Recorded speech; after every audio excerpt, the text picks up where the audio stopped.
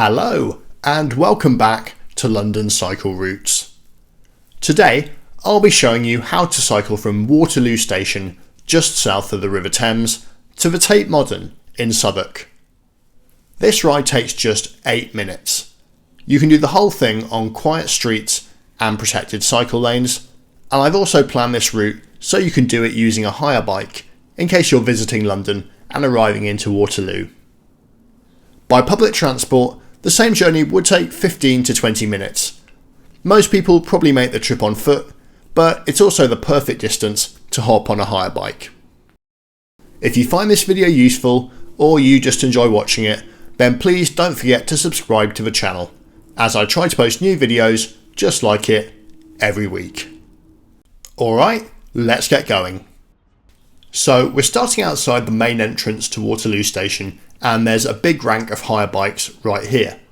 I'll also be ending this video at a rank of hire bikes right next to the Tate Modern to make it easy for anyone who decides to use one. We start by crossing York Road, which has this shared pedestrian and cycle crossing over it, which puts us onto Sutton Walk. Do make sure that you ride sensibly here, as it is shared with pedestrians and it can get quite crowded at some times. Unfortunately, when I came down here to film this street was being dug up, but normally you would just cycle straight onto Concert Hall Approach right here. Make sure that you're extra careful as you come up to this junction here right in front of the Royal Festival Hall, as the road markings are not super clear. Definitely look both ways before you make that turn onto Belvedere Road.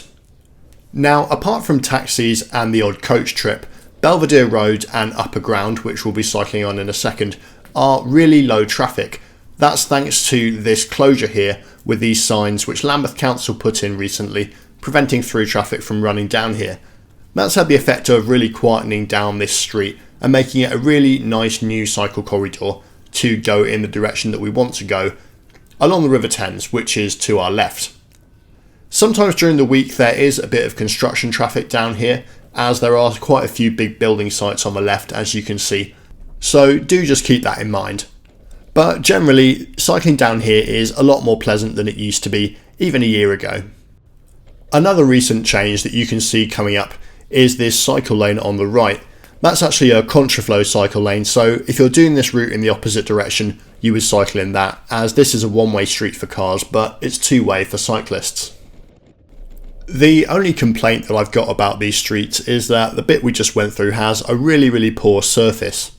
Given it's the first thing that a lot of people see when they arrive in London at Waterloo and head for the South Bank, I do think it really deserves to be sorted out.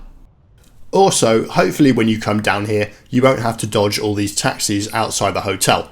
There aren't usually this many of them, and I think we just arrived at a busy time.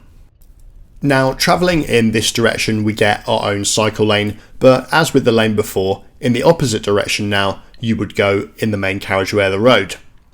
When you get to the end of Upper Ground, turn right onto Blackfriars Road and you get a protected cycle lane the whole way. This is a two-way protected cycle lane, so whichever direction you're doing this route in, you would be on this side of the road, but you would use the other side of the cycle path, if that makes sense. You can see the cycle symbols on the floor there indicating that. Now, some people might be asking why I'm going this way and not going via the cut, which is behind Waterloo station, and the answer to that is so that we could start near the hire bike rank, which is up on Cab Road, and it's actually quite difficult to get down to the cut from there. Don't miss this turning off onto Nicholson Road. You can wait in that waiting area there if there's traffic, and just wait for a gap in the cars and go across. There's no signal or crossing there, but it's usually fine. I should mention that if you need a map of this route, then you can download it. There's a link in the description below the video. It's to a website called Komoot, and you can either use it on their app or you can download the GPX file and use it on whatever app or device you use. It is a standard format. There is also a link down there to a map of all the London Cycle routes from this channel, so you can browse the different routes I've done, and it links to the videos so you can see them if you're interested in exploring other areas of London. There's also a link to the channel's Patreon down there, and thanks so much to all of those of you who already contribute to that. Now, if you know what the Tate Modern looks like, you can see that it is dead ahead of us in front of you. If you don't know what it looks like, you can see that it says Tate Modern there. You would go left to use the main turbine hall entrance, or the entrance to the Blavatnik building, which houses some exhibitions, is just around here as well. We're actually coming up from behind the Tate Modern. It is on the river. The river's on the other side of the building. The reason we're on this side of the building is so I can take you to this cycle hire rank just here, where you can drop the bike that you picked up at Waterloo station. I obviously have my own bike. I rode it for this one, but I do really recommend the hire bikes. I have annual membership to the system as well, and I use it for some tasks. So say if I'm going to the pub and I don't know if I want to cycle back, then I'll ride a hire bike there. But it's also great for one-off trips if you're visiting London. It costs £1.65 for journeys under 30 minutes, which this one definitely would be one. So yeah, it's pretty good value as well. Certainly a lot cheaper than the dockless e-bikes that you see around, although you can use those as well. I don't know if you saw when we came in there was a spot to drop e-bikes and quite a few of them available as well, so you can choose which system you prefer.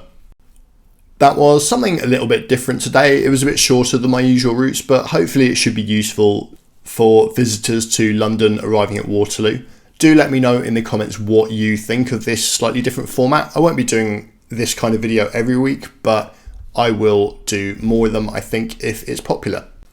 As you can see from the map, this was a lot more indirect than just going via the cut, but we weren't able to get to the cut from the cycle hire rank. So if you're using your own bike, you can just go that way. You can see that line on the map there, just running parallel with Nicholson Street. Thanks again to everyone on the Patreon. If you enjoyed the video, do leave a like, and I will see you guys in the comments and next time. Goodbye.